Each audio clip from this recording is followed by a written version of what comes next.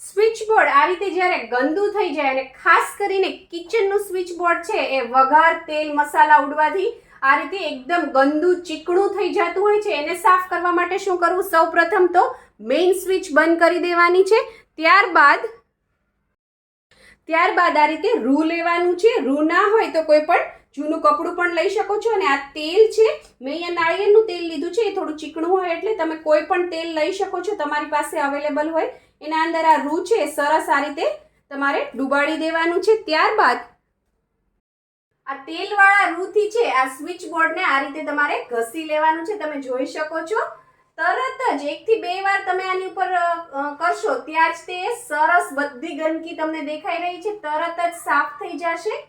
જો રૂમાં બધું સરસ આ રીતે કાળું કાળું ધૂળ માટી બધું જ આવી ગયું છે.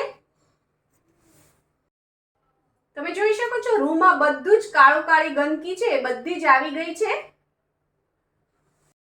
ત્યારબાદ બીજું નવું રૂ લેવાનું છે અને એની અંદર આપણે જે પાવડર બોડી પાવડર યુઝ કરીએ છીએ ફેસ ઉપર ને એ પાવડર એના ઉપર નાખી દેવાનો છે આ રીતે. હવે આ પાવડરથી આપણે આને આ રીતે લૂછી લેવાનું છે જેથી તેલ હતું એ બધું નીકળી જાય અને વધારાની ગંદકી જે બાકી રહી ગઈ હશે એ પણ પલળીને બધી આવી જશે આની અંદર. આ રીતે લૂછી લેવાનું છે અને ત્યારબાદ કોરા કપડાથી આ રીતે સ્વિચ બોર્ડ લૂછી લેવાનું છે.